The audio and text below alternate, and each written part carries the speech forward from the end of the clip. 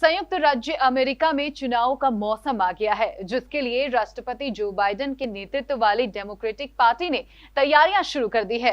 America में 8 नवंबर 2022 को mid term election होने वाले हैं। बाइडेन की पार्टी के लिए ये चुनाव किसी चुनौती से कम नहीं है, क्योंकि उनके सबसे बड़े विरोधी डोनाल्ड ट्रंप चुनाव का नतीजा बदलने की दिशा में जमकर प्रयास कर रहे हैं। वहीं इस चुनाव में भारतवंशी किंग मेकर की भूमिका में है।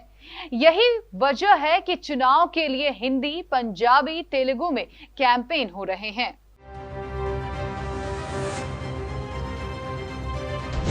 2020 चुनाव में भारतीयों के मतदान करने में आई थी 10% की तेजी। 10 जिलों में 6 से 18% भारतीय चुनाव में अहम रोल निभाते हैं। 6 राज्यों में गवर्नर और सीनेटर चुनने में भारतीय वोट अहम है। चुनाव के लिए हिंदी, पंजाबी, तेलुगु में हो रहे हैं कैंपेन। अमेरिकी मिड टर्म चुनाव में भारतवंशी है किंग मेकर। बीते राष्ट्रपति चुनाव में भारतीयों की बड़ी संख्या ने बाइडेन को वोट दिया था। ऐसे में अमेरिकी मिड टर्म चुनाव में भारतीयों को इम्प्रेस करने के लिए ट्रंप बाइडेन कैंपेन में 390 करोड़ रुपए खर्च करेंगे। डेमोक्रेट पार्टी ने एरिजोना, जॉर्जिया, नेवादा जैसी जगहों में भारतीयों को जोड़ने की जिम्मेदारी सिनसिनाटी के मेयर आफ्ताब पोरवुल को दी है। उन्होंने $multi-million का कैंपेन जस्टिस यूनाइट्स अस लॉन्च किया है। आफ्ताब कहते हैं कि हम घर घर जा रहे हैं, भारतीय आबादी के इर्द गिर्द रेस्टोरेंट, किराने की दुकानों जैसे छोटे छोटे बिजनेस हाउस में कार्यक्रम रख रहे हैं। कैंपेन कंटेंट हिंदी, पंजाबी, तेलुगु और उर्दू में रख रहे हैं। रिपब्लिकन पार्टी ने अखबारों, टीवी व रेडियो पर $1 मिलियन के ऐड दिए।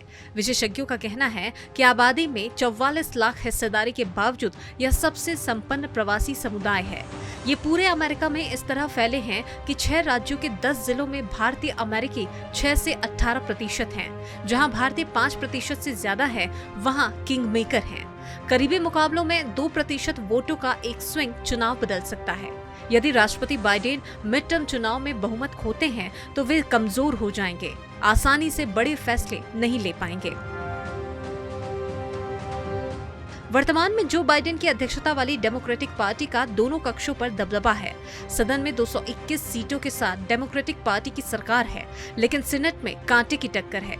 यहाँ रिपब्लिकन पार्टी के पास 50 तो डेमोक्रेटिक पार्टी के पास 48 सीटें हैं। इनमें 2 स्वतंत्र सीटें बाइडेन सरकार का समर्थन करती है। इस लिहाज से ट्रंप की रिपब्लिकन पार्टी के लिए ये चुनाव महत्वपूर्ण माना जा रहा है।